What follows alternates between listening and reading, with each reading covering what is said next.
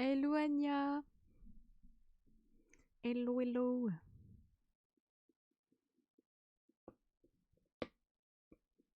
Ça va bien?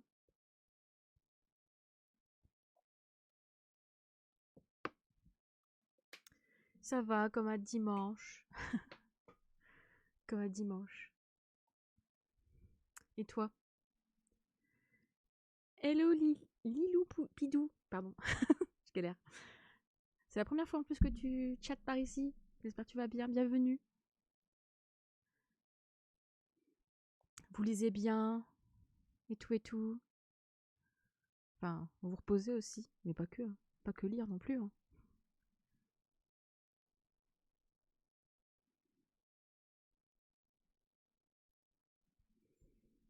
Il y a eu des petits changements. Je sais pas si. Enfin, ça dépend comment vous regardez le live, mais.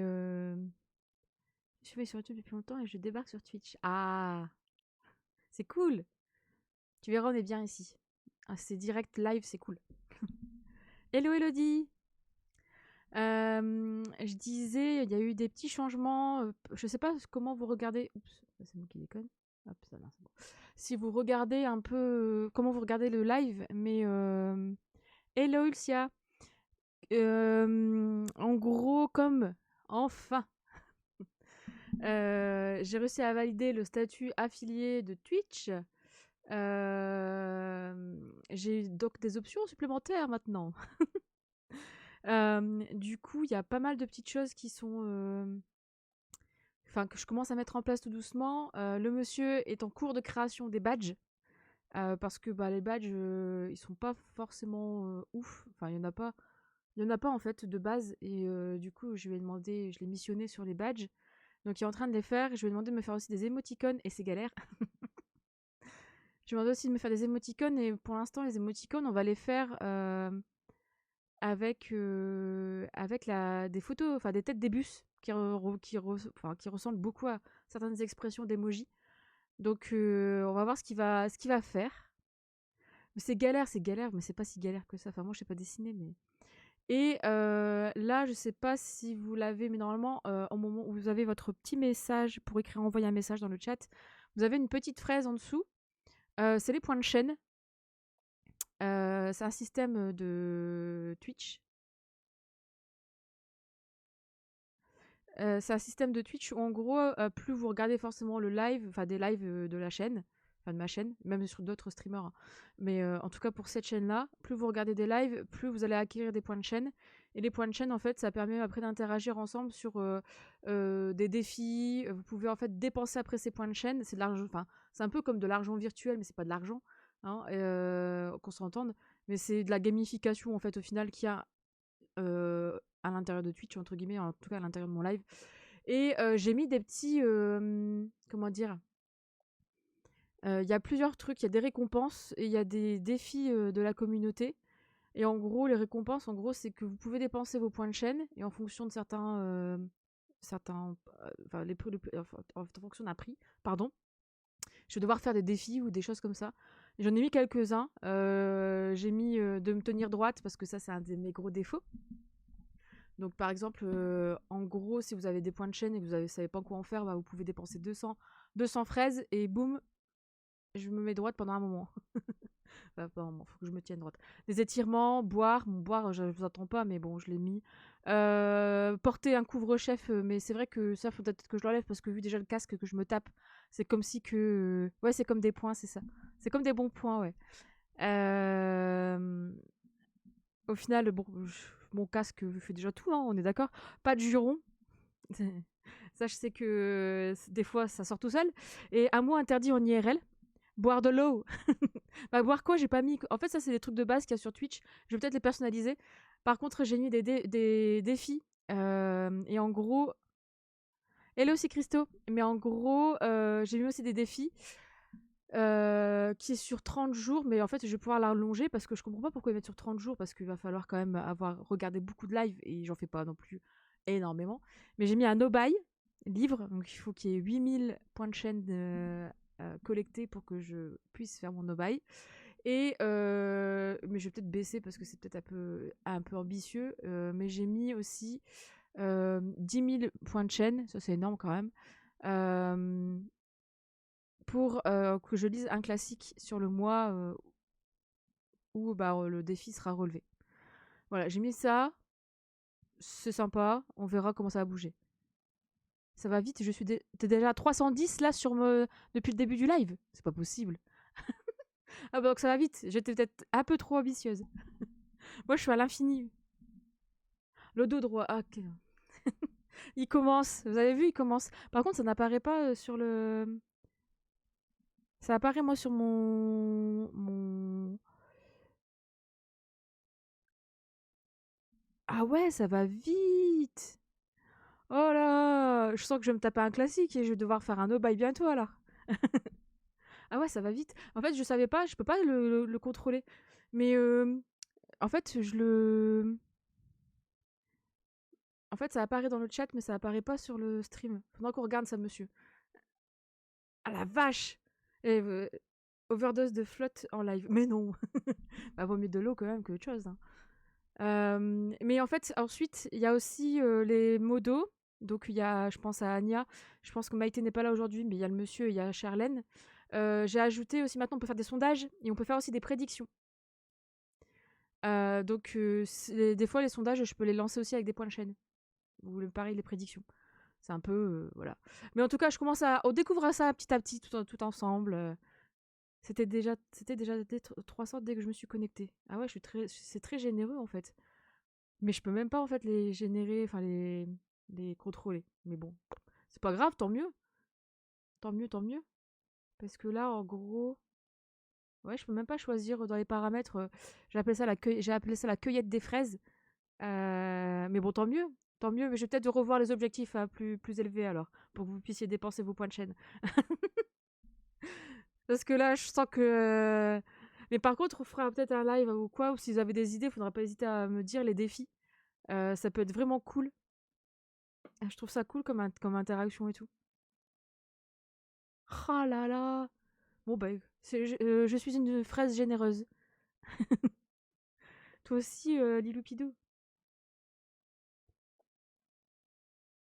Ne nous tente pas. Bah, c'est l'objectif, c'est le but aussi. Bon, faut pas non plus que ce soit trop... Déjà, le no-buy, compliqué, quoi. Je crois que j'étais un peu trop... peut-être j'aurais dû peut-être... Je vais peut-être faire des niveaux. Je vais revoir peut-être les défis. On en reparlera. Je sais pas si vous avez accès, vous, si vous le voyez dans le chat ou quoi, j'en sais rien. Le front, je sais même pas comment il est sur Twitch, là. Moi, je suis... Bref. Faudra que je vois, faudra que je demande au monsieur comment ça marche. Lui, c'est le boss. Le boss de Twitch.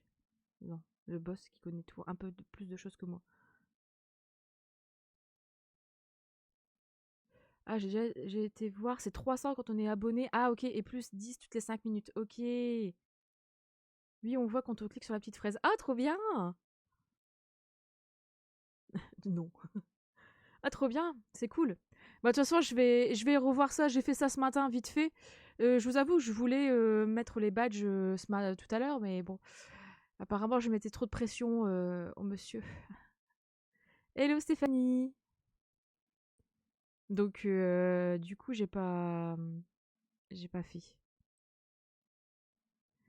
Hello Ali, bienvenue, bienvenue, bienvenue par ici. Du coup, après ce petit aparté, maintenant vous pouvez faire Mumuse aussi. Hello Marion. En plus, monsieur, c'est pas dessiné. Bah, tu sais, j'ai montré. Au précédent live, j'ai montré ce que tu avais déjà fait, les esquisses et tout et tout. Tout le monde a dit que tu avais un beau coup de pinceau, un beau coup de crayon. Donc, concrètement, c'est toi le boss. Mais si, il faut avoir confiance en toi. Si tu l'as fait, c'est que tu sais faire. Bref, du coup, après cet petit aparté, point de chaîne et tout, tout commence à arriver tout doucement. Après, il y aura les émotes, j'espère un jour. Les badges et tout. Et du coup, bah là, aujourd'hui, on se fait un petit live. Merci, merci, merci. Encouragez-le. On se fait un petit live, du coup, update lecture, parce que ça fait un petit moment que je n'en ai pas fait. Bon, c'est vrai que moi, le mois de décembre, niveau lecture, ça j'ai lu que 2 livres en décembre quand on avait fait le bilan, la dernière fois, on en avait parlé. Vu que le mois de décembre m'a littéralement roulé dessus cette année, grippe plus gastro à une semaine d'intervalle. Donc ça a été le mois de décembre, fin décembre où j'ai eu du mal, vraiment beaucoup de mal à lire. Mais au final, j'ai quand même une lecture que j'avais finie début décembre, une autre, bah, en fait, je l'ai lue mi-décembre, celle-ci, avant la fin décembre. Et après, j'ai eu deux autres lectures. Bah, une que j'ai commencé là en janvier et que j'ai terminée. J'ai fini l'année en beauté, ouais, c'est clair. Et une romance de Noël que j'avais lue. Et ensuite, il y a deux lectures que j'ai en cours. Certaines savent de quoi je parle, il y en a une dont certaines savent de quoi je parle plutôt. Et donc, du coup, voilà, on va commencer parce que sinon, on va y rester toute l'après-midi et c'est pas le but, hein. Mais du coup, le premier que j'ai terminé, mais je sais même plus quand est-ce que je l'ai terminé, que je regarde.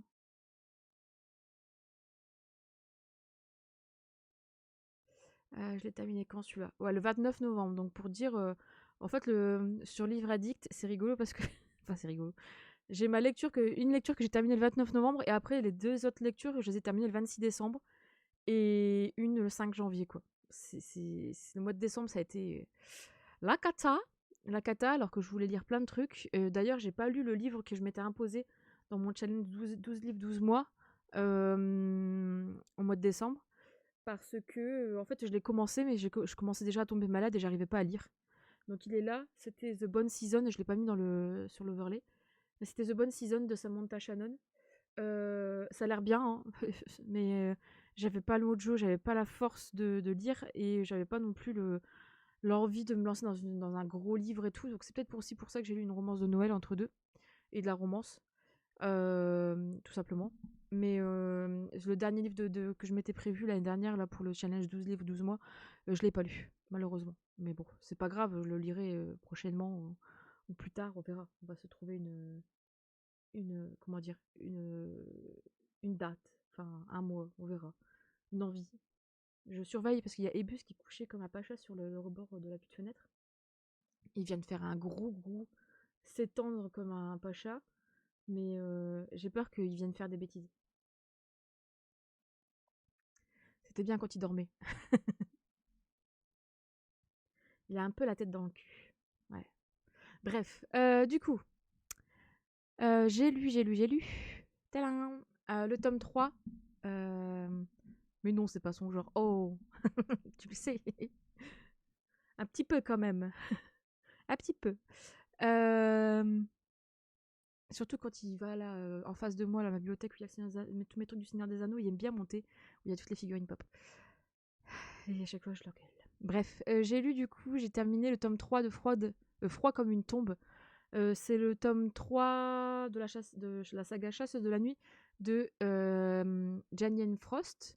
Donc c'est une bitelite. Une petite bitlite sortie il y a très très longtemps.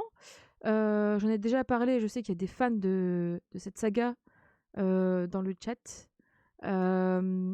ou qui regardent régulièrement les lives. Et c'est sorti en 2012 en France. La saga elle est terminée, il me semble.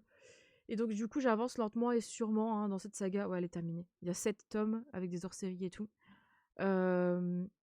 Mais j'avance lentement et sûrement en fait dans cette saga. Je les ai tous trouvés d'occasion en fait à Easy Cash, certains en braderie. Parce que je les ai pas achetés en grand format déjà à l'époque, je crois qu'ils sont sortis mais ça remonte. Et puis moi, les poches comme ça, bah, je trouve que c'est mieux. Surtout de la bitlite, on en trouve beaucoup dans les Easy Cash, dans tout ce qui est boutique d'occasion. Donc voilà, donc j'avance. Là, ce qui était hyper intéressant dans ce troisième tome, sans spoil, hein, de toute façon on suit quand même, je peux raconter un peu l'histoire, mais on suit l'histoire de Catherine Crowfield, donc du coup qui est à moitié vampire, donc on l'appelle Cat pour les intimes.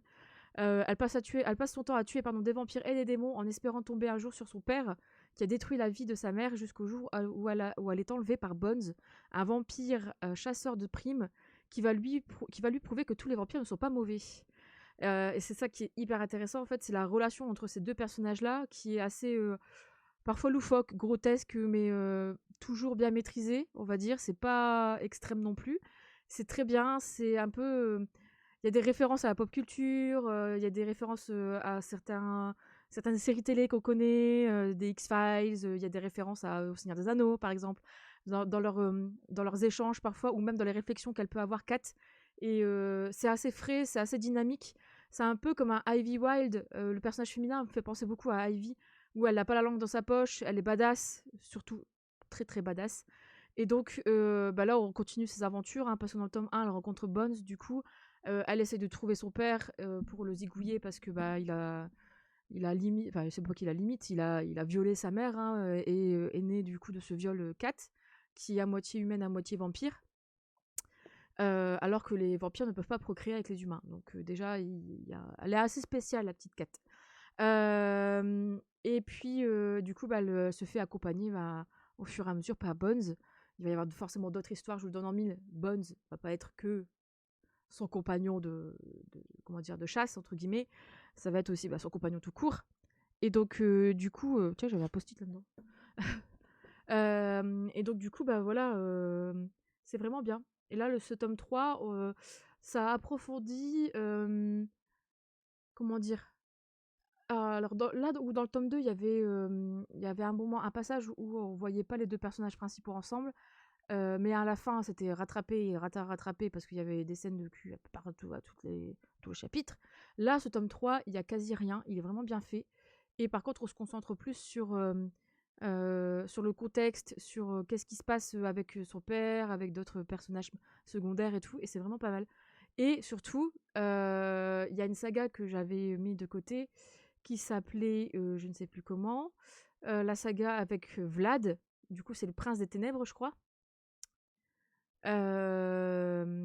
Et du coup, en fait, le prince des ténèbres, c'est l'histoire de Vlad.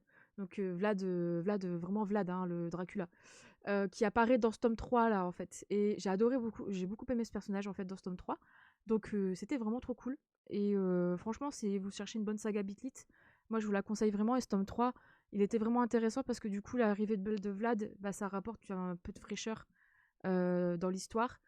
Sachant que là, en plus, on change vraiment comment dire, on n'est plus sur le même système, etc. Enfin, le même. Comment expliquer ça? Le même. Non, le même synopsis. Enfin, là, on change, on passe avec d'autres personnages et tout. Enfin, il y a encore Kat, hein, qui est personnage principal, et Bones aussi, hein, mais on s'intéresse à d'autres choses. Voilà. Le suivant, c'est une déception. Je sais même plus combien je lui ai mis sur Livre Addict, mais en vrai, franchement, s'il y a des personnes qui l'ont lu ici, n'hésitez pas à me dire ce que vous en pensez et si vraiment le tome 3 vaut le coup. Ouais, j'ai mis 14 sur 20 et encore j'étais gentille, je pense. Parce que c'était pas ouf. C'était pas ouf. J'ai lu, du coup, ça c'est les lectures de décembre. Enfin, c'est une des lectures de décembre. Witch and God, le tome 2. L'enlèvement de Circé de Liv Stone.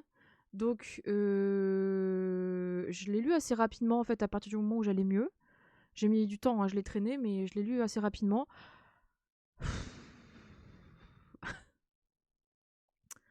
Franchement, je suis un peu...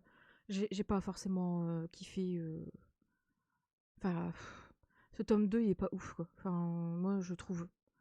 Le tome 1, ça allait, mais bon, on sentait que c'était pas non plus de l'écriture...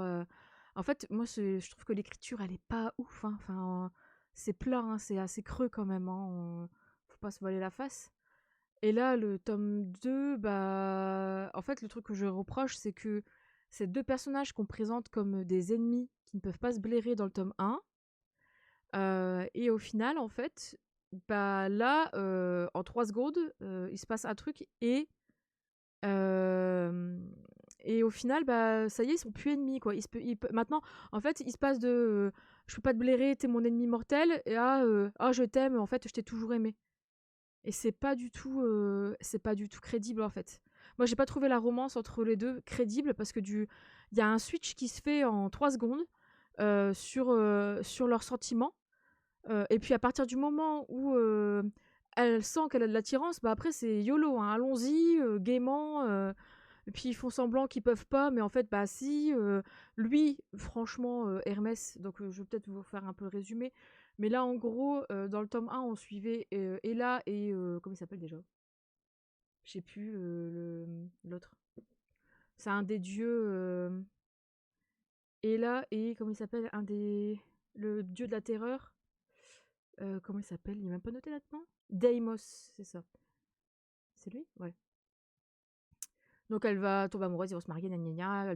Il doit y avoir une sorcière qui doit être offerte en fait au dieu de l'Olympe parce que c'est comme ça, nanana. Et en fait, là, on est sur un fond. L'histoire de base, elle est pas mal parce qu'en gros, on a des sorcières qui vivent en communauté, qui en fait sont des descendantes de Circé, par exemple, hein, de Médée, etc.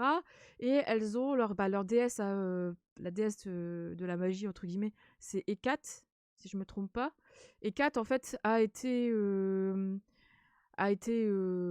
enfermée, enfin ouais, elle a disparu suite en fait à une guerre qu'il y a eu avec l'Olympe et avec Zeus notamment, parce que Zeus en fait c'est un gros enfoiré hein, dans cette histoire. Enfin en même temps il était jamais été clean. Hein. Dans toutes les histoires de mythologie grecque, c'était pas non plus le dieu le plus exemplaire. Et, euh, et en gros, en fait, l'accès à l'Olympe est interdit aux dieux grecs, enfin aux dieux. Notamment aux 7 ou 8, là, les dieux principaux, les dieux majeurs. Et au final, dans le tome 1, le fait d'offrir une sorcière en mariage à un demi-dieu, à un dieu, pardon, bah du coup, ça permet aussi de renforcer un peu l'alliance, mais forcément les dieux ont un peu de méfiance, enfin un peu beaucoup de méfiance face aux sorcières. Sous fond de révolution un peu féministe entre toutes les déesses du Panthéon, plus les sorcières, parce que Zeus, ce connard, voilà. Et en plus de ça, du coup, on suit les descendantes, entre guillemets, là, on va suivre Circé, du coup, hein. Et par exemple, on a Médée, qui est la fille de Héla, qui, au final, est la réincarnation, en fait. Enfin, c'est pas la réincarnation, mais c'est on va dire la... C'est pas une réincarnation. C'est une incarnation, en fait. Au final, c'est juste que ce sont des descendantes. Au final, ouais, on va dire ça comme ça. Et donc là, Circé, qui, en fait, Hermès venait souvent à la clairière voir les sorcières et tout, nanana. Il pouvait pas se blairer. Et puis, en fait, là, c'est un tome sur les deux. Donc, un jour, il a vu... ils se sont engueulés parce qu'il l'avait vu en train de faire bronzette. Enfin, tout des trucs comme ça. Enfin, c'est des trucs, en fait, un peu loufoques. Enfin, pas loufoques, mais un peu... con, parce qu'au final, bon, voilà. Et là, en gros, qu'est-ce qui va se passer? C'est que, en fait, Circé doit, du coup, devenir va se lier avec Médée, sauf que elle va mourir. Voilà. Elle va mourir, elle va se retrouver en enfer. Et Hermès va, du coup, l'aider à traverser toutes les épreuves en enfer. Et forcément, hein, qui dit l'aider, gna gna gna, forcément, il va y avoir rapprochement, et zizi pampan.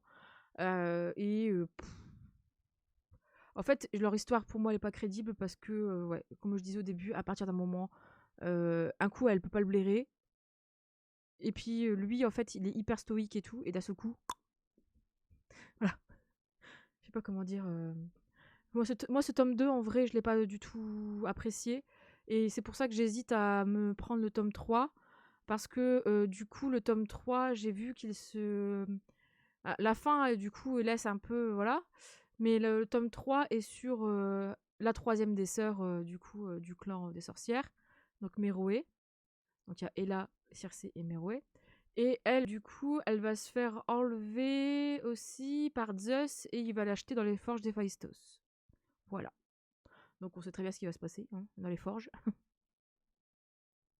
Ouais, c'est ça. Je suis d'accord avec toi, Agne.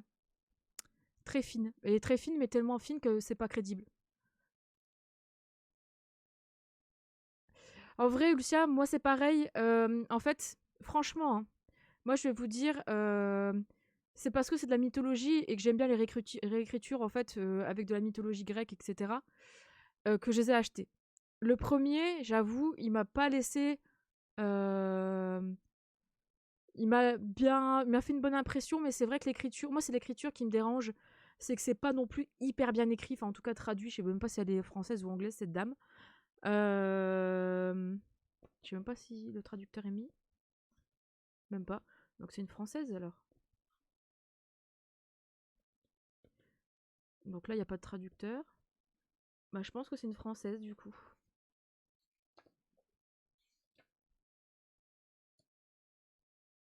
Je pense que c'est une française. Moi, c'est la plume en fait qui me dérange, qui est assez. En fait, ça me fait penser un peu. Ouais, c'est pas assez creusé pour moi. Ou sinon, des fois, il y a des passages où ouais, c'est trop facile. En fait, il y a des raccourcis qui sont faits, qui sont pas forcément.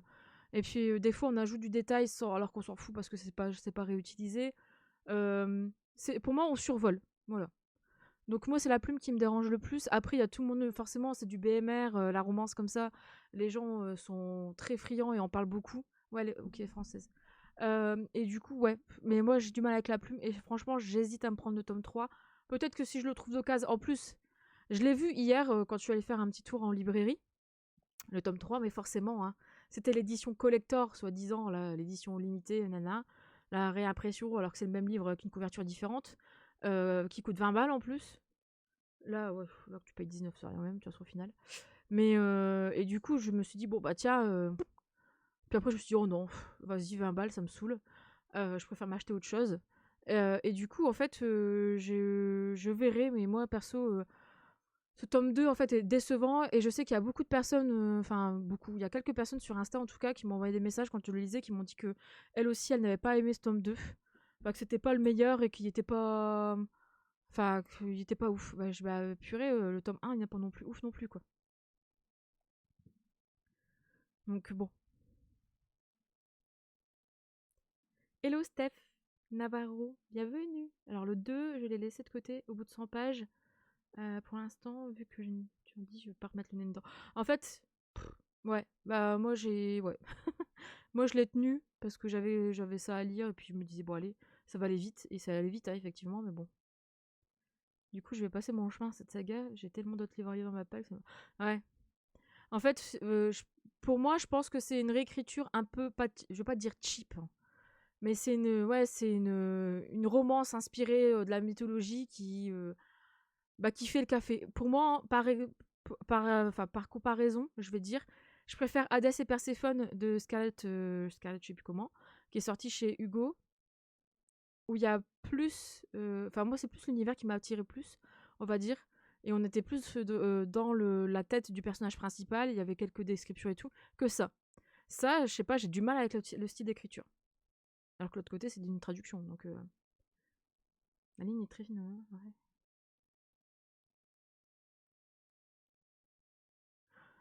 Ouais, ça va vite. Donc, franchement, le tome 3, à voir. Peut-être que vous allez voir que dans le prochain book haul, je l'aurai acheté. Mais non. Non, non, non. Non, non, je vais me retenir.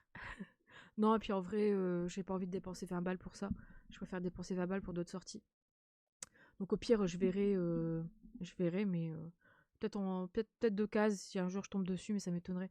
En tout cas, ouais, il y a beaucoup de hype en fait pour ce type de romance, mais c'est normal parce que bah, c'est des romances qui sont vues et rata revues et voilà quoi. Donc au final, bon, tout le monde, enfin les lit, en fait ça me permet en fait d'avoir un petit court et moment d'évasion en fait pour moi, je trouve.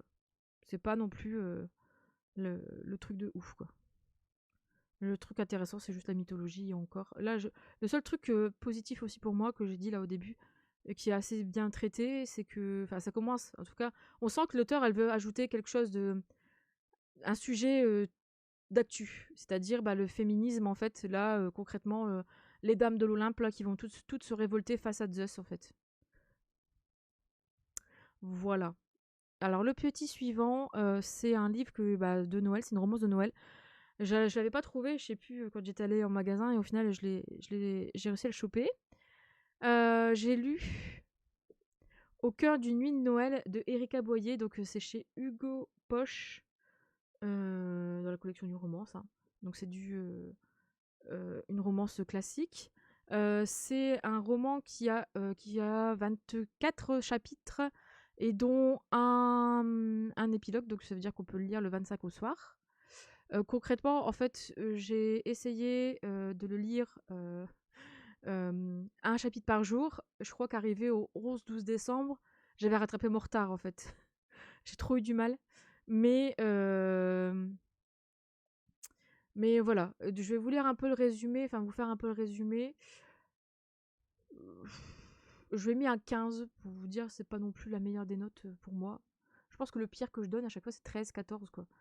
Mais 15, voilà, quoi. Mais c'est bon, mais c'est pas non plus exceptionnel pour moi.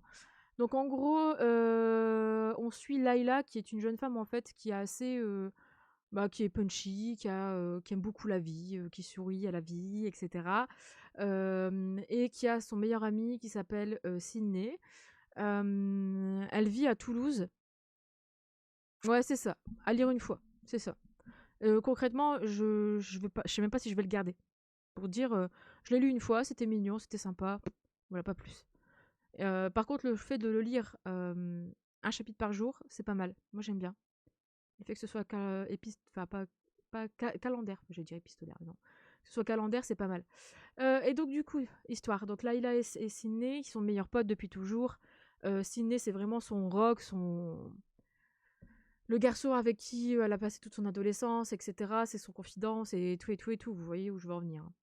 Et ils vivent ensemble à Toulouse, où Layla et Sydney, avec d'autres personnages secondaires, dont un couple de deux dames, enfin de jeunes filles, et un mec, vivent tous en coloc. Et ils ont une société qui s'appelle au Seuil des Délices. Donc c'est une société de tout ce qui est pâtisserie, gourmandise de Noël et aussi traiteur en fait. Hein. Bah, pas de Noël mais traiteur. Elle a tout lâché en fait. Layla ne parle plus à ses parents. Parce que ses parents n'ont jamais cru en son projet. Elle y croit. Elle adore Noël et donc là forcément ça se passe au début décembre. Où bah encore une fois elle va passer Noël mais il y a un manque en fait dans sa vie. C'est ses parents qui n'acceptent pas le fait que elle comment dire, elle a tout lâché, les études, etc., pour se consacrer à sa société avec ses amis. Et donc du coup, bah, on va suivre son histoire en fait. Elle est Sydney. Forcément, Sydney, bah, lui est amoureux d'elle depuis toujours en fait.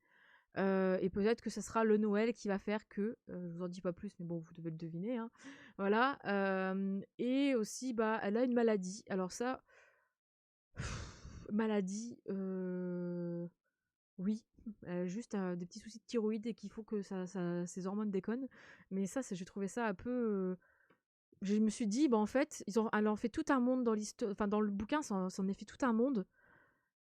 Alors qu'au final, bon, enfin c'est encore, je m'attendais à un truc plus grave en fait.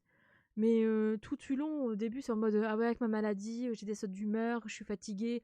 Bah, j'allais dire bah ouais, mais bienvenue dans la vie des femmes qui ont des problèmes d'hormones. Tu vois. Et du coup, en fait, j'ai trouvé que c'était un peu surinterprété. Alors peut-être que c'est parce que moi, en fait, comme je le vis assez régulièrement, peut-être que en fait, c'est juste que j'ai tellement l'habitude que c'est qu'on atténue ça en fait, que ce soit le corps médical ou autre, qu'au final en fait le voir dans un livre aussi bien mis en avant et où les gens s'inquiètent, etc. Où je me dis bon bah en fait c'est peut-être un peu trop pour moi au final. Je sais pas, c'est moi qui ai cette perception là de la chose. En tout cas j'ai trouvé ça un peu dommage sur cette partie là. Parce qu'au final bon c'est pas mortel, voilà. C'est chiant certes mais c'est pas mortel, heureusement. Et ensuite, en fait, j'ai trouvé que la transition meilleur ami, pardon, à amoureux est un peu. Je trouve qu'elle passe trop d'un coup aussi. Un peu comme dans Witch and God. À part que là, c'est un peu plus subtil. Parce que on sent en fait, j'ai trouvé que les passages d'amitié, etc., qu'il y avait entre les deux personnages principaux pardon, étaient vraiment bien foutus et on sentait vraiment une belle osmose, etc. Et même à un moment, je me suis dit, bah, comment elle va faire pour les switcher en fait. Et c'est là où en fait où le personnage de Layla m'a un peu déçu parce que en mode ah bah ouais mais en fait je fais des crises et nana puis après c'était en mode ah bah ouais mais en fait je me rends compte que en fait c'était trop facile. On a apporté les petits éléments où il fallait. J'ai l'impression en fait qu'il y avait des cases à cocher et les cases se sont cochées en fait. Il n'y a pas eu de rebondissement ou bah, on se parle plus parce que bah en fait on a pêché la nuit. Enfin, il y a rien eu de tout ça en fait. C'était vraiment, c'est resté comme d'habitude. Alors je sais pas. Moi, je trouve que ça c'est pas très réaliste. Je pense que je sais pas, tu embrasses ton meilleur pote. Le lendemain matin, tu continues pas à lui faire des câlins et tu mets peut-être les choses au clair plutôt que de continuer à faire comme si de rien n'était. Je sais pas, c'est peut-être moi qui ai une vision un peu bizarre de. Mais en tout cas, voilà, j'étais un peu. Ça m'a un peu laissé comme ça. Enfin, c'était pas non plus. Il y a une belle morale, il y a des sentiments qui seront touchants. Après, c'est pas non plus the lecture de Noël, quoi. Voilà, moi je trouve. Je sais pas s'il y a quelqu'un qui l'a lu pour les fêtes, enfin pour le mois de décembre dans sa pile à lire. Si quelqu'un l'avait dans sa pile à lire de Noël, mais enfin de décembre. Mais en tout cas, ouais, c'était pas non plus la petite lecture. C'était bien, mais voilà, sans plus. Et je pense que je veux pas le garder. De toute façon, ça sert à rien que je le garde parce que j'ai pas eu le coup de cœur, j'ai rien eu de ouf. Donc, c'est vrai que le personnage de Layla, en fait, elle est rigolote sur certains passages. Il y a des passages où elle est un peu chiante. Il y a un peu de répétition avec son groupe de hockey préféré, où tout tourne autour de son groupe de hockey. À un moment, t'as envie de dire change de disque, en fait. Voilà. Mais en tout cas, le fait de le lire. Je pense que moi, perso, je l'ai lu du coup un chapitre par jour. Et j'avoue que j'étais contente. Il y a des soirs où j'arrivais, je l'ai laissé sur ma table de nuit. Les soirs où je me mettais dans mon lit, je voyais le livre, je faisais ah trop bien. C'est vrai, j'ai mon petit chapitre à lire avant d'aller dormir. C'est vrai que ça c'est réconfortant, surtout au mois de décembre quand t'es malade. Euh, Quand t'arrives à lire en tout cas. Et c'est vrai que ça c'est pas mal. Moi je pense que je l'ai moins subi que d'autres personnes. J'avais vu des personnes qui m'avaient dit que c'était pas non plus, enfin qui n'avaient pas forcément aimé, qui n'avaient pas trouvé non plus ouf. Et je pense que le fait que moi je l'ai lu un chapitre par jour, ça a atténué un peu la lenteur. Enfin la lenteur et peut-être l'ennui. Je cours pas trop après les romances de Noël. Bah, moi c'est la seule que j'ai lue cette année, pour te dire. L'année dernière je sais même pas si j'en ai lu une. Il y a des moments où j'ai pas envie.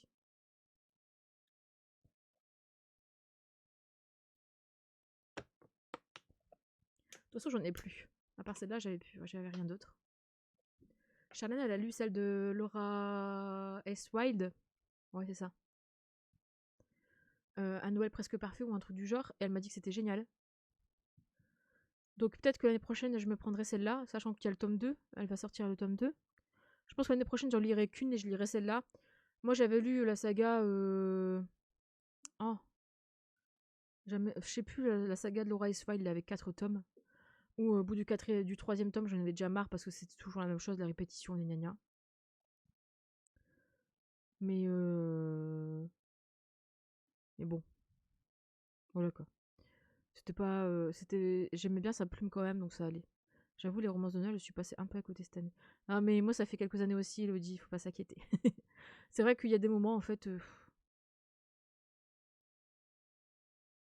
Un Noël sans fin, c'est qui déjà ça? Je sais même plus. Bon, au moins, si vous en avez lu une, c'est bien. Ça vous a mis un peu dans le mood.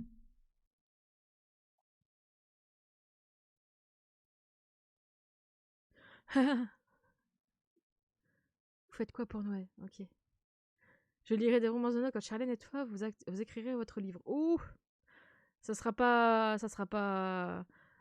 Franchement, on peut te faire une sélection de romances de Noël et t'auras quasiment la même chose, hein. Vu que tout est pareil. Hello Sandrine! J'ai pensé à toi, Sandrine, en plus. J'ai fait un petit achat dernièrement. J'ai pensé à toi. On en reparlera au book haul. Non, mais avec Charlène, on va pas écrire de. On va pas écrire. Non, non.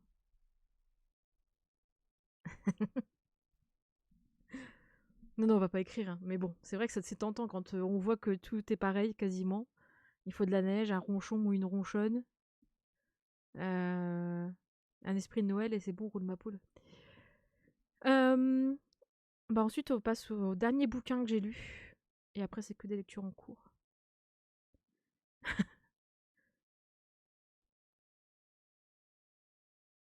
Ok, ok. Ah bah je vais voir pour l'année prochaine. J'écris rien sur nous, monsieur, là. Tu veux écrire quoi?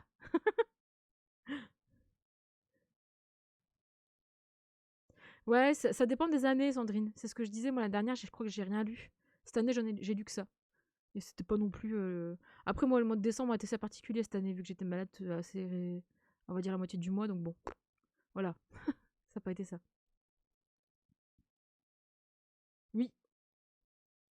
Je suis d'accord avec toi, Ulcia. Pour te dire, tu vois, je suis allée hier à Cultura. Et je suis arrivée direct, il y avait la table encore des romances de Noël, des romances d'hiver et tout le tralala. Mais il y avait une table énorme par rapport à avant. Mais c'est ouf. C'est ouf. Il y avait plein, plein, plein, plein, plein. J'ai regardé vite fait et j'ai passé mon chemin. Mon perso, en plus, je cherchais pas ça comme bouquin et en plus, il l'avait pas. Alors, ça m'a rendu un peu chonchon. Mais, mais ouais, je l'ai vu direct en rentrant. En fait, j'ai l'impression que ça se. Comment dire? Que ils répondent en fait à un public hein, qui en veut, qui aime bien se faire des pales pour Noël, tout simplement. Et je pense qu'en fait, après, ils remettent aussi beaucoup celles qui ont fonctionné les années précédentes. Hein. Et comme il y en a beaucoup qui sont sortis depuis, bah, c'est un petit marché en fait, je pense. Hein. En vrai. Et Charlène, elle a une technique qui est pas mal, je trouve. Elle achète toutes ses romances de Noël en été. Elle essaye de les trouver d'occasion. Comme ça, bah, en fait, si elle aime pas, elle les revend ou elle les donne. Et parce qu'en fait, limite, les gens, ils achètent leurs romances de Noël et puis s'ils aiment pas, ils les revendent, quoi. Et elle, du coup, bah, elle passe derrière, quoi. Mais elle a raison, hein, parce qu'au final, je trouve que c'est des lectures un peu, pas poubelles, mais des lectures one-shot, où tu les lis seulement pendant une période de l'année. Et Shalane, je trouve qu'elle a raison de faire ça. Parce que moi, le nombre enfin, j'en avais quelques-unes et je les ai virées. Il y en a deux que j'ai gardées. Parce que j'ai kiffé. Mais après, tu les gardes pas, tu les relis pas n'importe quand dans l'année si tu veux les relire. Et je trouve qu'une romance de Noël, perso, ça se relit pas. Enfin, déjà, ça se lit qu'une fois par an, alors voilà quoi. Mais moi, je trouve que ça se relit pas. Après, c'est que mon point de vue. Hein.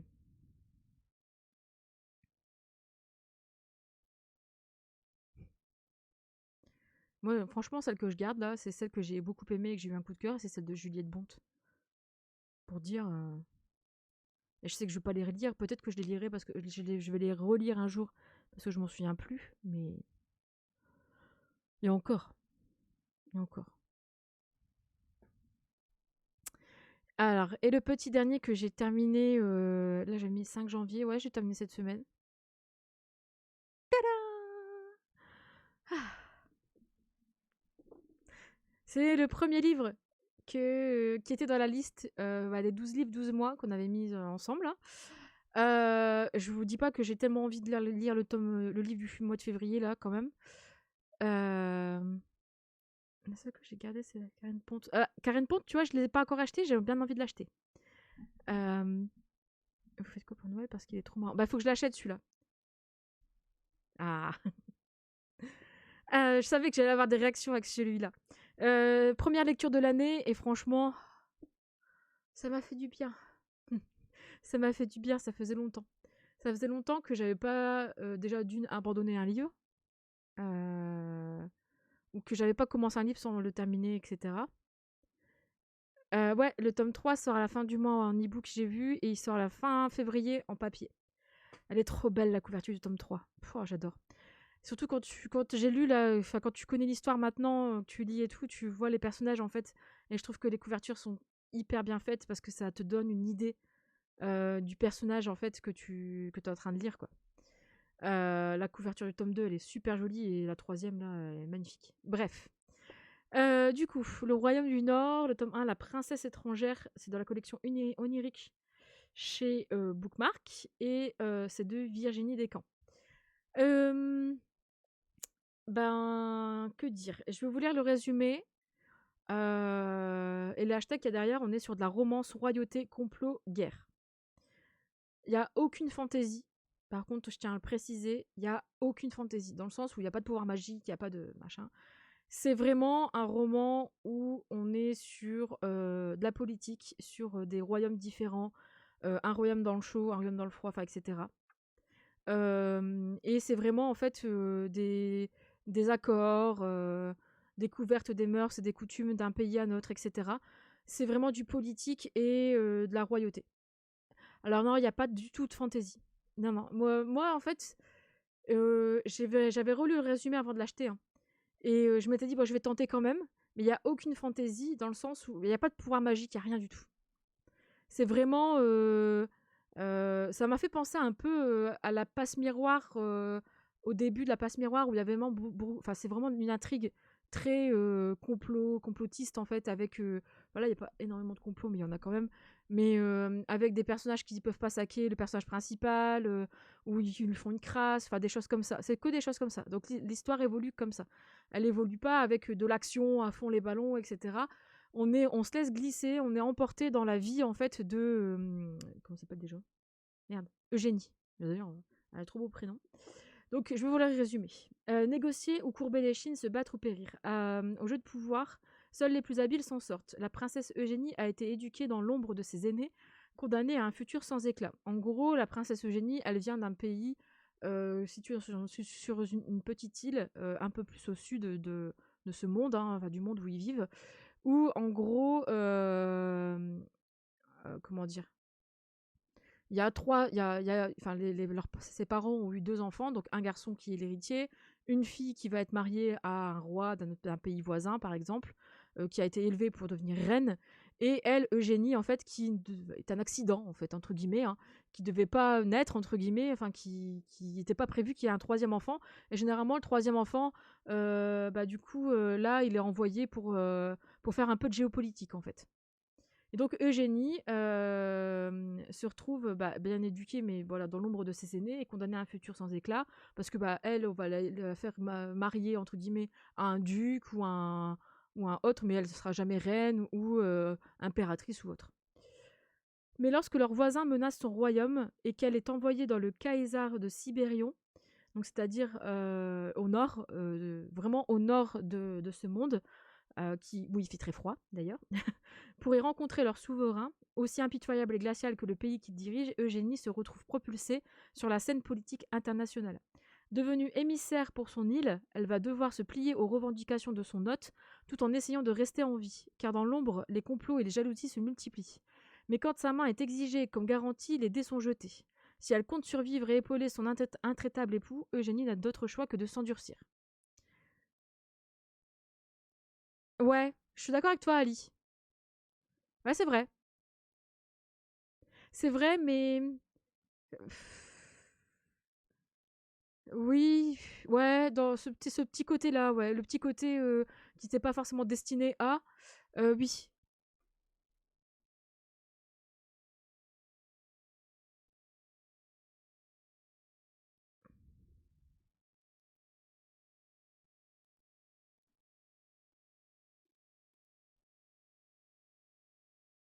d'une certaine fleur. Quelle fleur? Attends, je me souviens plus de la fleur. Enfin bref, je me souviens plus de la fleur. Mais et donc voilà, concrètement, ouais, c'est ah oui, la Edelweiss, ouais.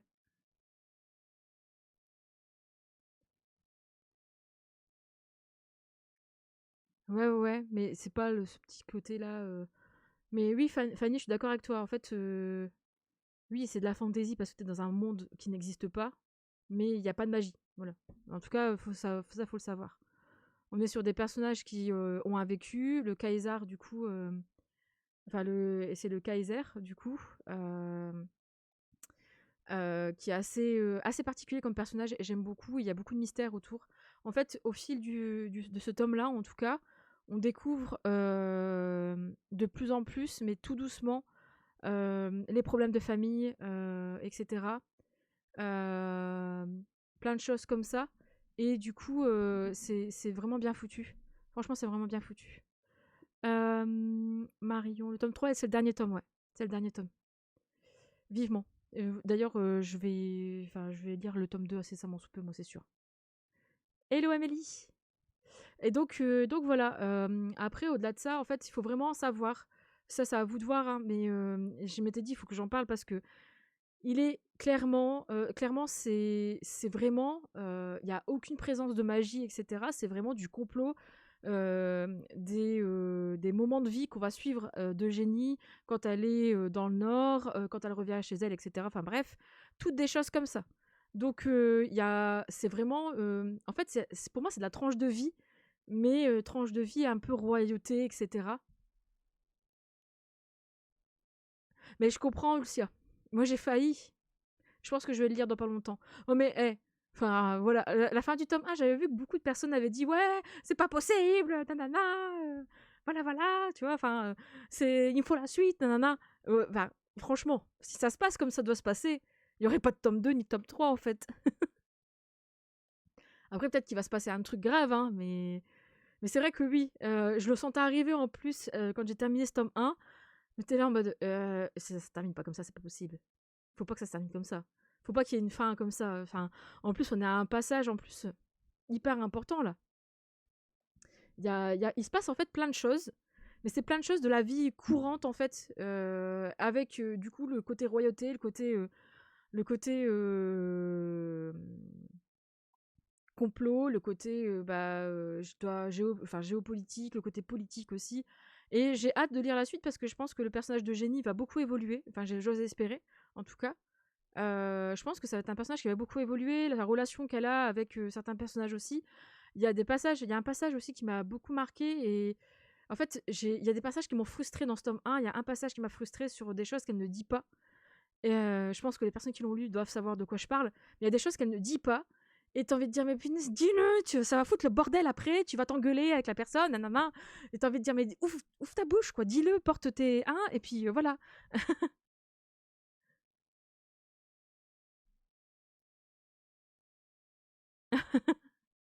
J'espère qu'elle va évoluer sur ça.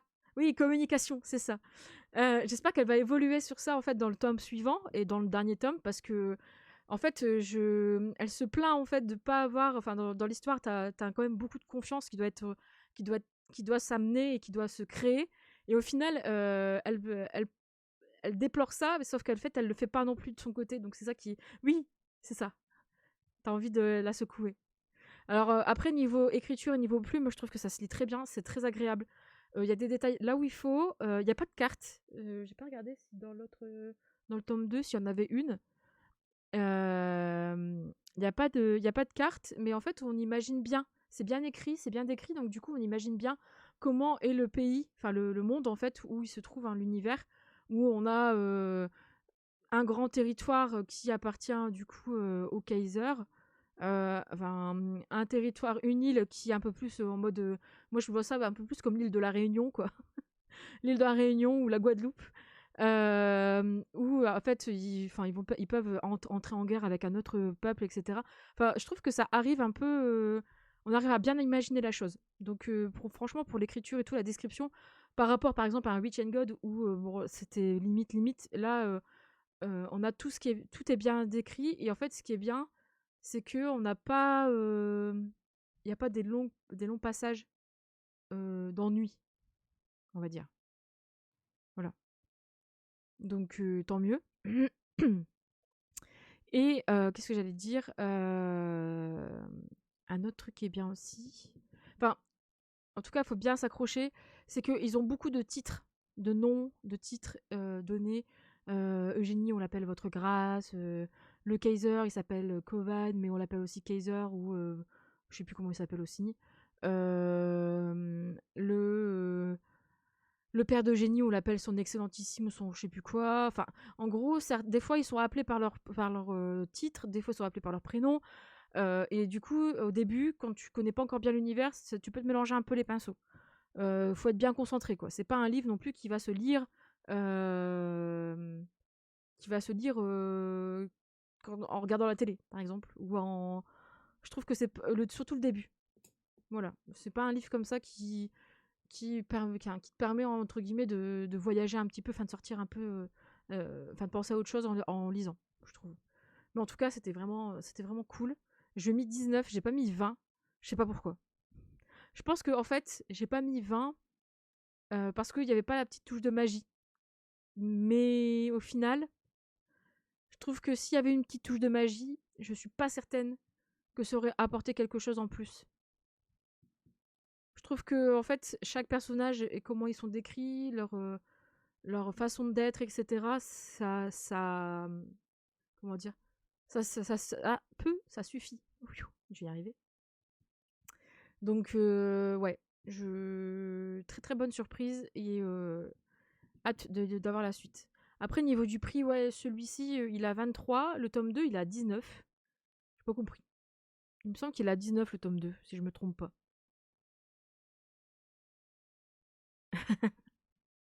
Bah écoute Marion, j'espère que t'aimeras. En tout cas, je préfère prévenir que oui, il n'y a pas de magie, mais c'est du complot, c'est histoire. En fait, ouais, c'est histoire d'amour encore. On essaye de créer de l'amour, mais il y a beaucoup de responsabilités, de plein de choses comme ça à côté, et de mystères, etc., de choses qui ont été faites par le passé que Eugénie ne sait pas encore. Enfin, tout ça, j'ai envie de savoir, et c'est là où j'ai envie de sauter sur le tome 2. Et le tome 2, c'est toi, Lucia, qui l'a lu? Il est mieux le tome 2 ou pas?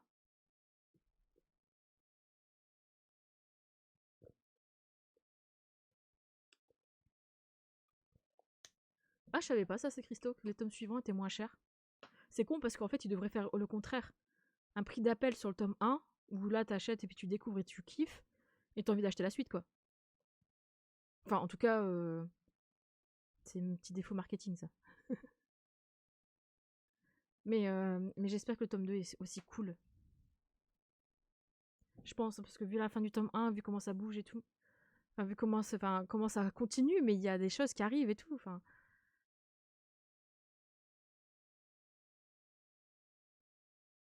Ah ouais, c'est 19, ok. Franchement, je l'ai trouvé aussi bien que le tome 1. Ah, cool, merci Elsia. 7,99 en e-book, ça va. C'est raisonnable, je trouve. C'est raisonnable. Mais bon, on n'est pas comme aux États-Unis où le e-book est offert avec le bouquin papier, hein.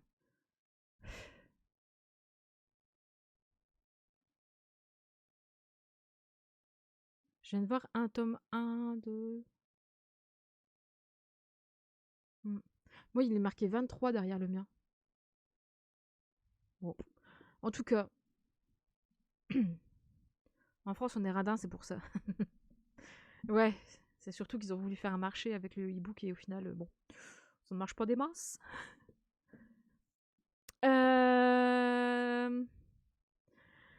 Du coup, voilà, moi, franchement, je peux que vous le conseiller si vous aimez ce type d'histoire.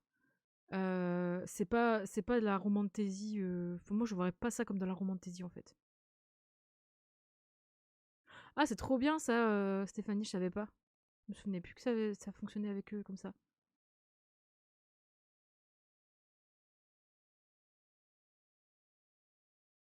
Ah ouais, c'est ça.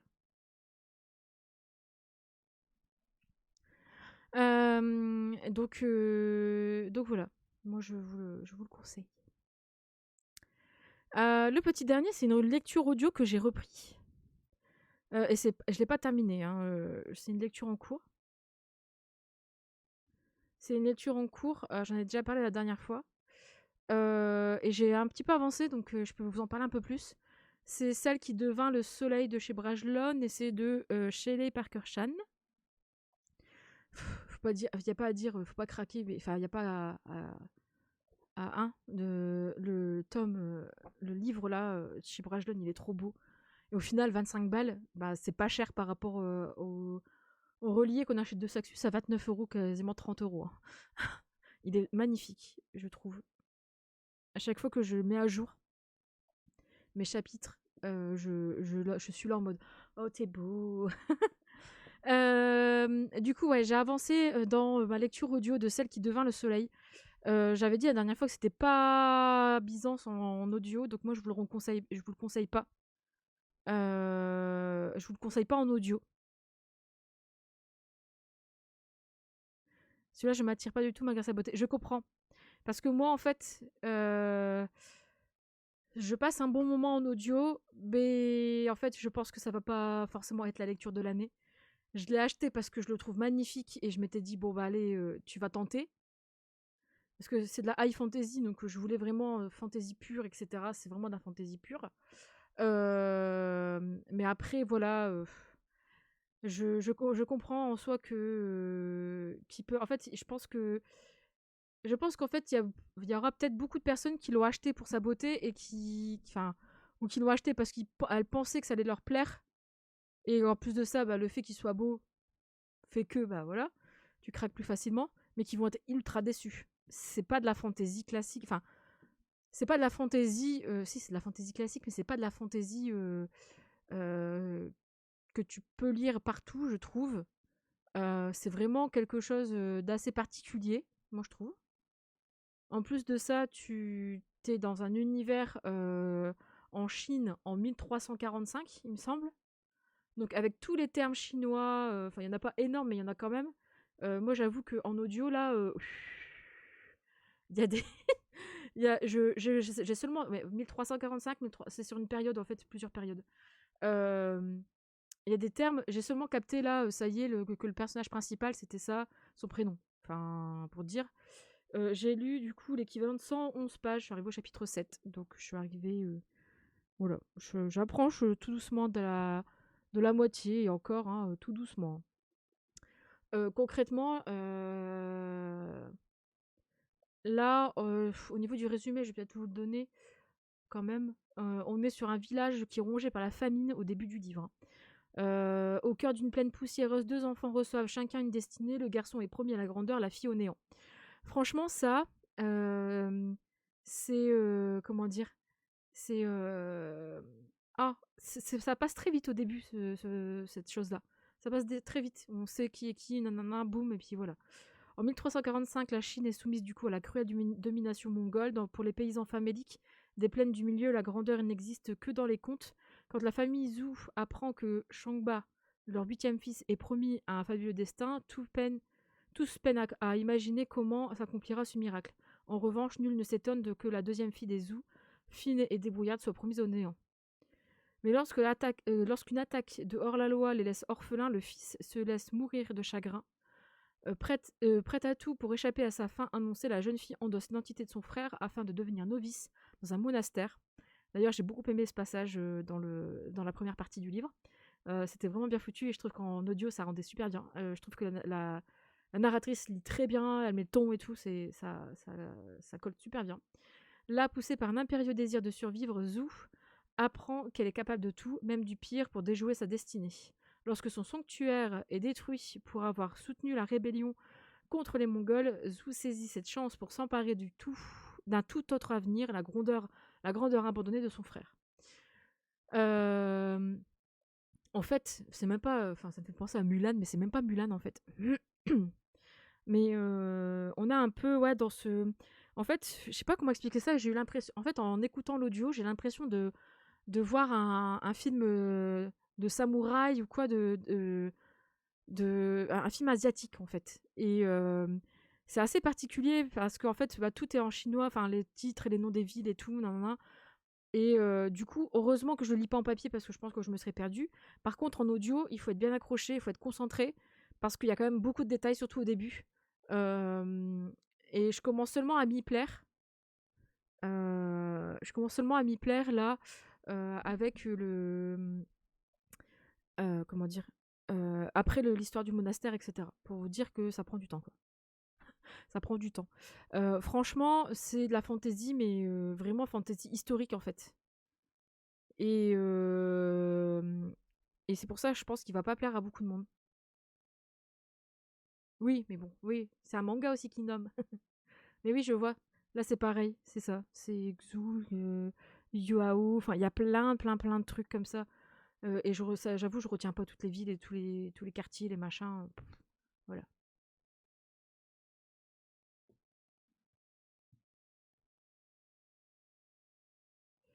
Euh, Celui-là, il me fait peur, j'ai craqué, mais j'ai des doutes, je suis un mouton. Mais non. Je pense qu'il faut le lire à tête reposée et bien se poser, Lucia. En vrai, il faut bien se poser et je pense que ça peut être... Enfin, moi, je trouve que j'ai lu là le passage vraiment dans le monastère, enfin dans la première partie, parce que en fait, j'ai lu la première partie au final, hein. Il y a 3 parties. J'ai bien aimé. J'ai trouvé... c'est bien décrit, etc. Mais je sais pas, après à voir si papier ou audio. Moi, je trouve que audio, ça passe bien, mais il faut être concentré. Bah, c'est Christo pour avoir tenté l'audio sur certains gros romans de fantasy. J'avoue, c'est pas forcément le meilleur format pour de la fantasy comme ça, l'audio. Après, le papier, je sais qu'on peut se lasser vite. Donc, ça dépend. Là, ça dépend vraiment de comment tu le ressens.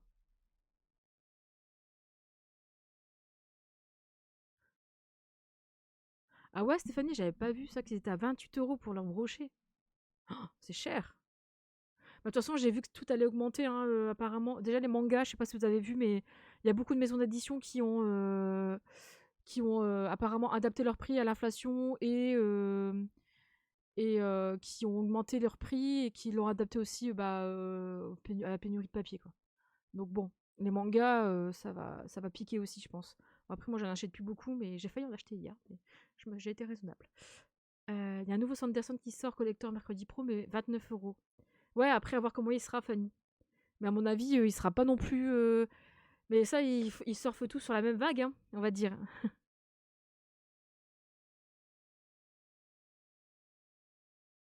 Il faut des images, moi, mais non. Il y a du bon, il y a du mauvais. Exactement. Exactement. C'est exactement ça. Donc, je vais le continuer, puis on en reparlera. Je pense que Là, j'ai repris un peu la lecture audio, mais j'avoue que c'est pas non plus optimal. Ne m'en parle pas, Elodie. Moi, pareil. Moi, enfin, on était en euros, mais je sais que je payais 4,95 € mon tome, et encore 4,50 € là chez Tonkam à l'époque. Tonkam n'existe plus. Même chez Kana. Chez Kana, je payais rien mon tome. Je crois que je payais moins de 5 €. Et là maintenant, Kana, j'ai pas vu les prix là, les derniers prix, mais je crois qu'ils ont augmenté, ils ont bien augmenté.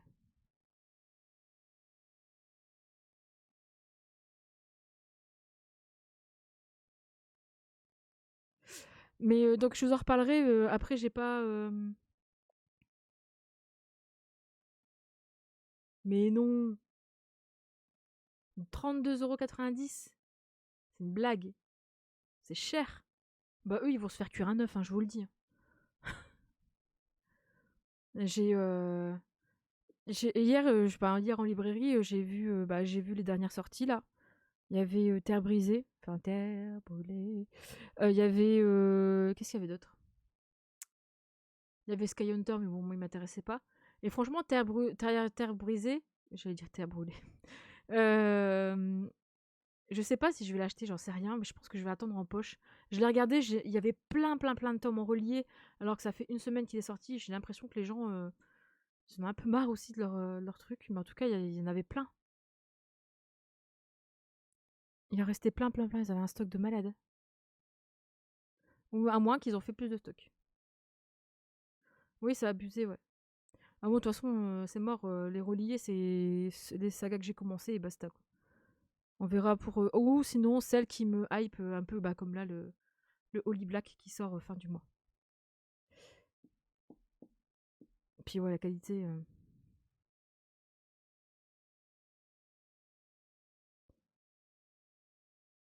Pardon, Elodie.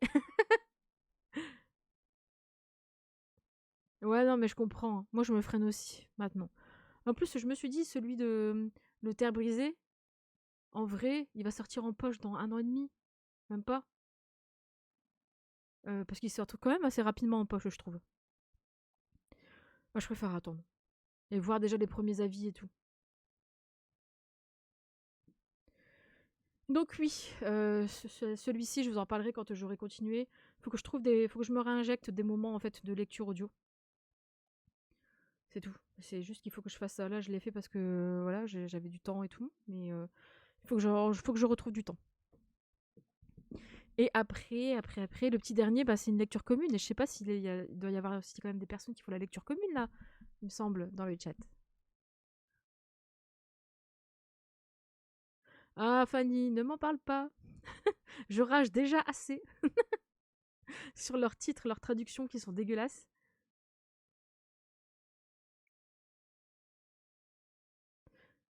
Oui, Ça aussi, Stéphanie, je suis d'accord avec toi. Il y en a beaucoup qui sortent, tu sais même plus ce qui sort. À mon avis, enfin, je veux pas être défaitiste hein, pour eux, mais ils en sortent trop par mois et à un moment, en fait, ils vont se rendre compte que les ventes ne suivent plus. Et c'est là où, en fait, là, ils prennent le risque. Après, peut-être que, hein, je suis pas leur comptable, hein, mais je trouve qu'ils prennent ils prennent le risque en fait de trop surproduire et puis de pas faire de bénéfices et du coup bah de après ne pas nous traduire des suites parce qu'ils n'auront pas assez d'argent, assez de budget. Mais bon, peut-être que en fait ils prennent pas le risque et ils le font parce qu'ils ont ce qu'il faut. Hein. Mais bon. Oh là.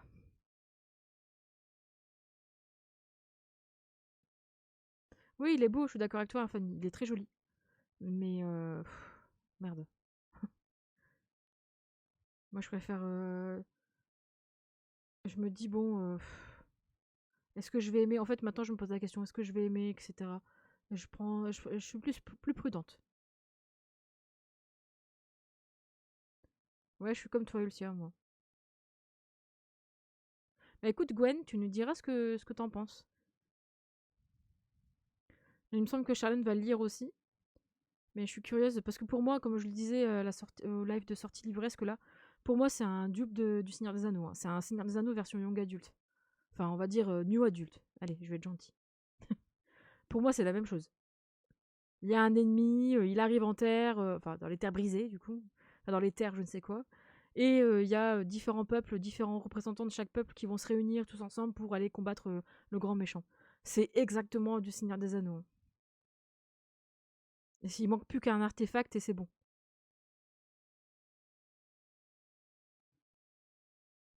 Donc c'est pour ça que je suis un peu sceptique. À voir. S'il est bien, franchement, moi je l'attendrai le poche. Tome 3 sort en mars, il me semble. Ah oui, oui, du sang et la cendre, ouais. C'est pour ça que j'ai mis ma lecture, moi, au mois de mai, mais j'ai envie de le lire avant le tome 2. Ça fait longtemps que j'ai envie de me remettre là-dedans. Ça avait l'air plus centre pirate terre brisée. Non, je sais pas du tout, je t'avoue. Moi, j'ai lu le résumé. Quand tu vois la brochette de différents peuples, etc. La fille qui me fait penser beaucoup à Frodon.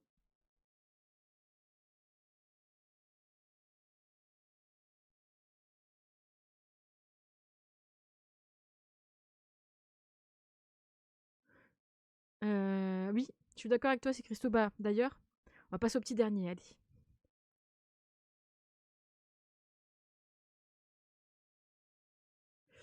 Ouais, ça c'est pareil, hein. C'est pareil. D'ailleurs, bah voilà le petit dernier, ma lecture en cours, et je pense qu'il y a beaucoup. Il y a quelques personnes ici qui sont dans le groupe qu'on a fait sur Insta pour se lire une partie par mois, vu qu'il y a 6 parties. Et puis du coup, moi je les ai pris en poche. Donc c'est le prieuré de l'Oranger, de Samantha Shannon. Enfin, voilà, je sors cette brique de ma palle. Il y a beaucoup de personnes qui le sortent. Et je suis d'accord avec toi, Stéphanie, là, la réimpression du tome 1 en plus le orange là. Orange, ça fait comme du orange cheddar, quoi. Le jaspage là de couleur, il est dégueulasse. Mais je pense qu'à mon avis, il va pas forcément bien fonctionner, j'en sais rien. Je ne veux pas. Mais moi, je l'achèterai pas. Enfin, de toute façon, j'ai pris les poches pour moi le lire, c'est beaucoup plus simple. Et comme tu dis, si Christo, je suis d'accord avec toi. C'est peut-être moche là le dos comme ça, mais en fait, c'est dans la collection fantasy hein, et SF chez eux. Hein. Enfin, collection imaginaire, mais en vrai, il est vraiment bien. Enfin, moi, je trouve que ça se lit bien. Tu peux le prendre partout. Enfin, il y a pas de souci. Enfin, moi, ouais, je suis pareil. Et en plus, la couve, ouais, elle est identique au tome 1, mais le tome 2, la couve, elle est différente. Je crois que c'est l'arrière, peut-être. Je suis pas sûre. Je sais même pas où est-ce que je l'ai foutu. Ouais, bon, bref. Mais en tout cas, c'est super agréable de le lire, comme ça, moi, je trouve.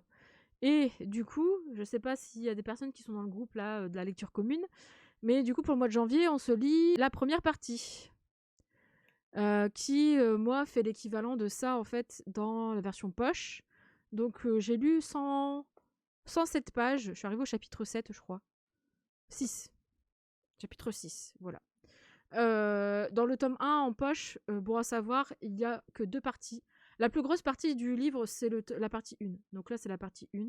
Je pas si on voit bien. Là, j'ai mis un petit machin. Et là, c'est la partie 2, elle est moins grosse.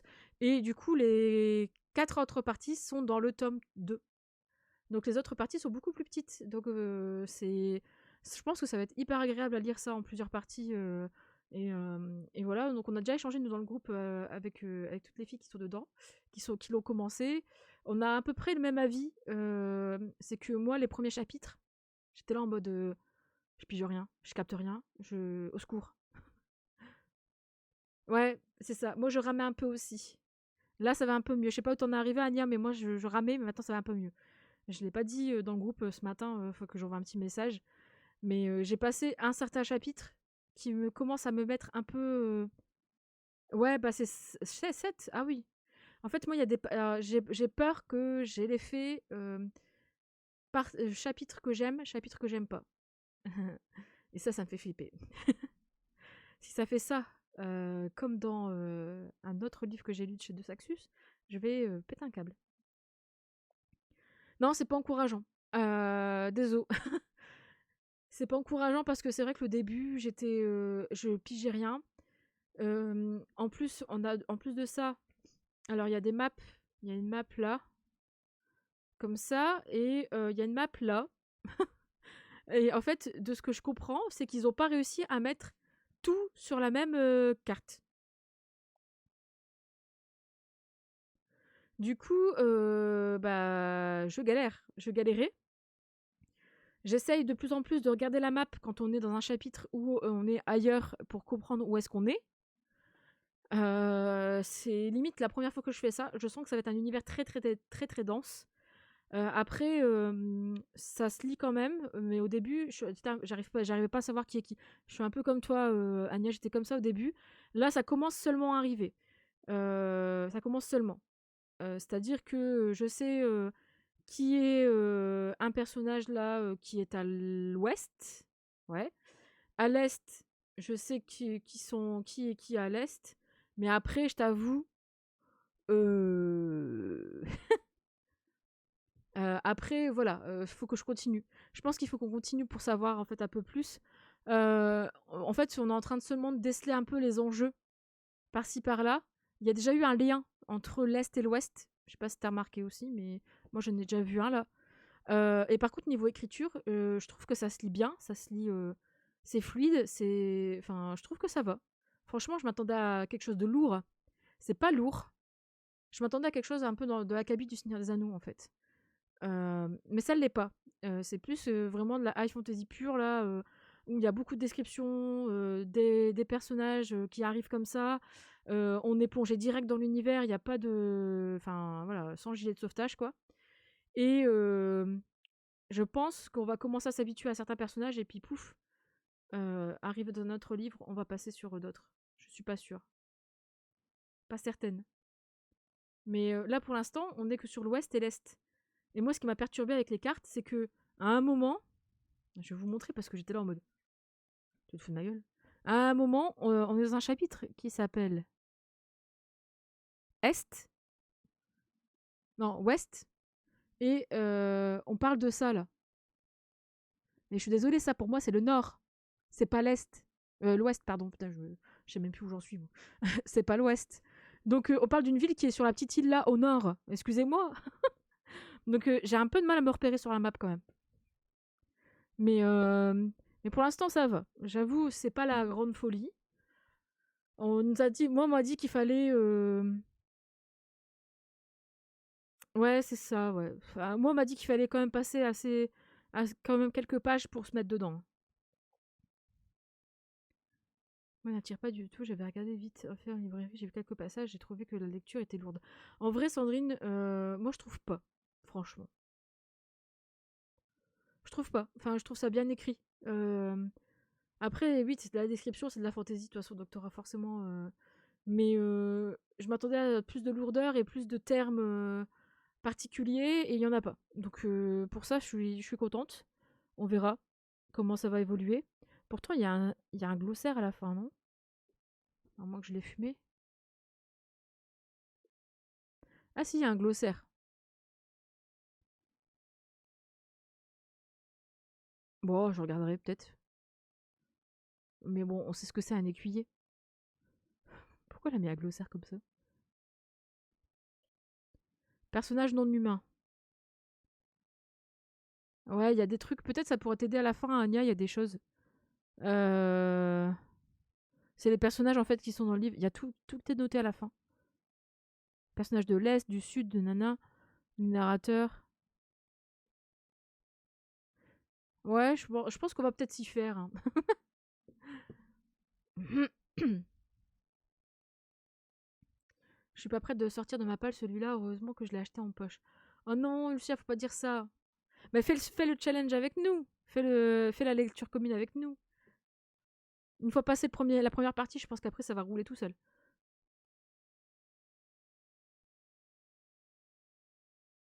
Ouais, bah là il y en a, Elodie, en tout cas dans celui-là à la fin. Je viens de regarder, du coup.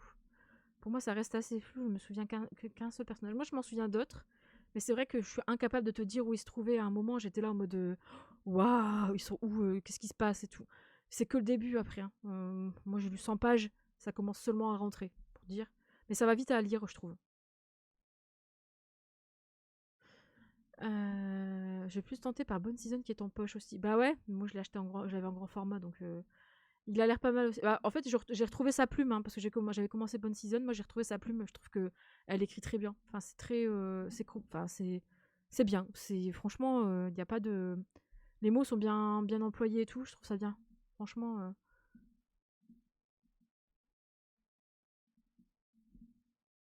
Ah, après une autre info qu'on m'a donnée sur le roman. Ah bah non, écoute, on en reparlera au pire quand on aura terminé.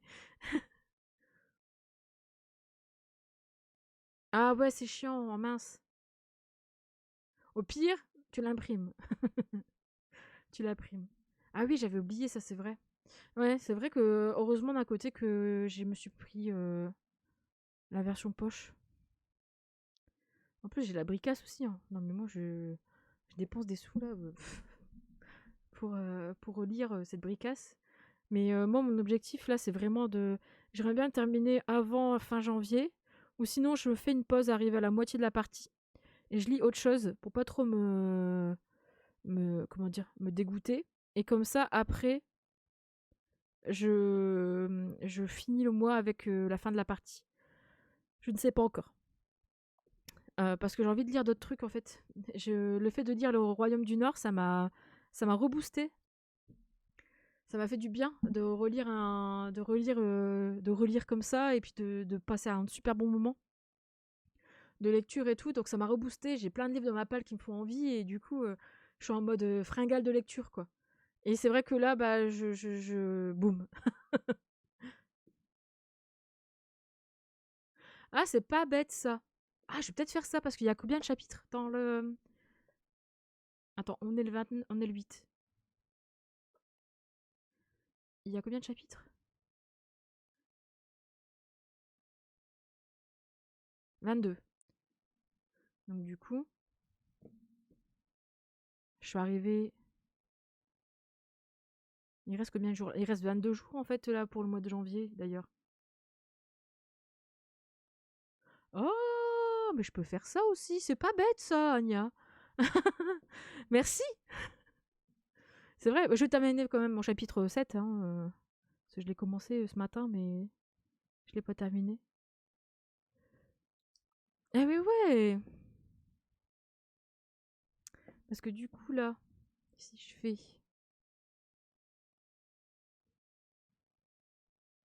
Euh, Il me reste 14 chapitres. 14 chapitres.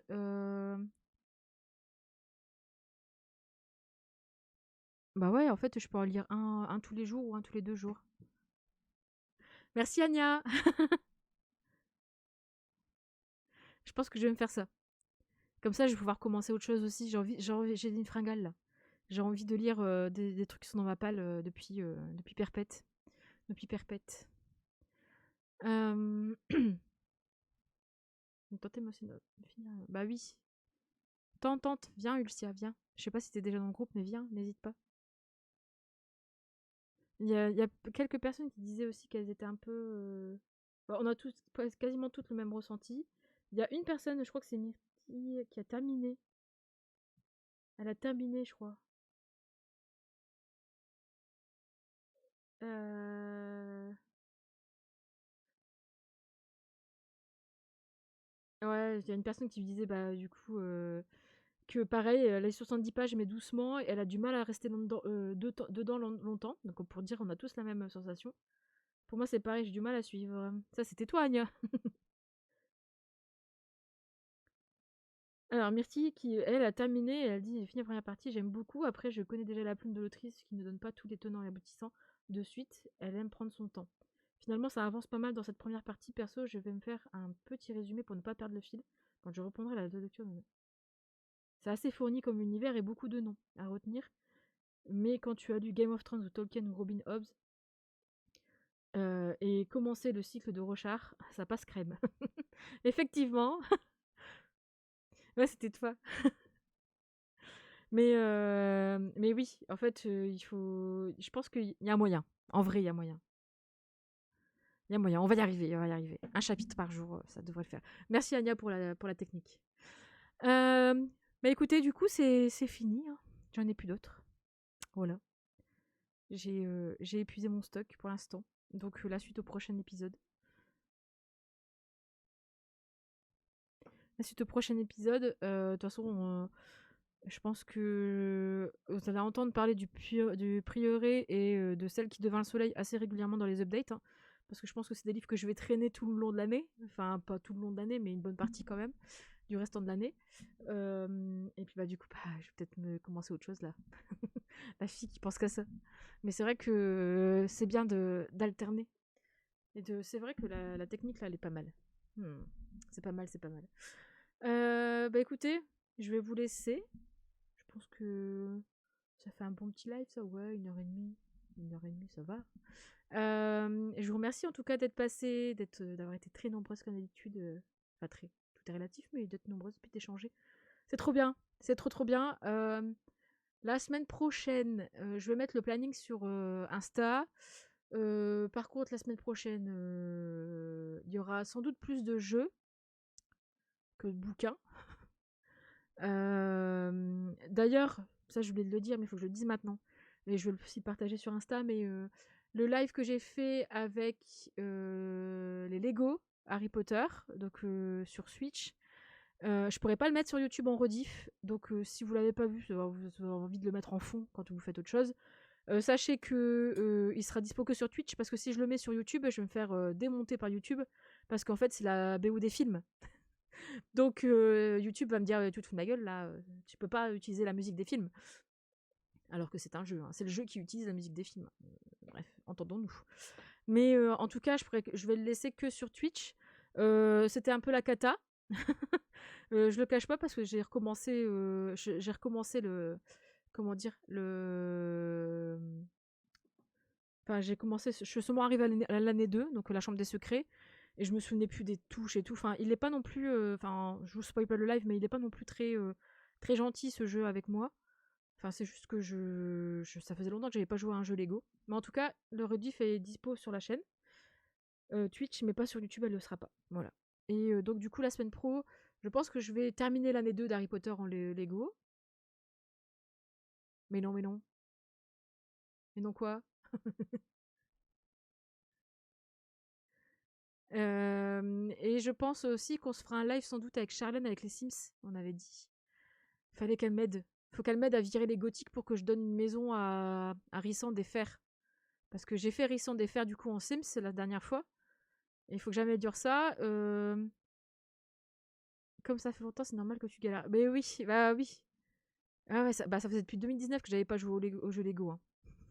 Donc, ouais, peut-être la semaine pro, on verra peut-être des trucs livres, mais pas sûr. Et je mettrai le planning sur Insta.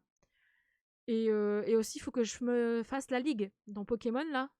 Violet, il faut que je termine Pokémon Violet. Et j'aimerais bien après faire des lives remplissage de Pokédex. Donc là, en off, là, je suis en train de m'entraîner comme Rocky pour pouvoir après aller faire la ligue. On le fera en live. Voilà. Donc il y a plein de petites choses qui vont arriver encore. Sur la chaîne, et il y aura niveau bouquin, j'ai des idées aussi, donc on en reparlera et puis voilà.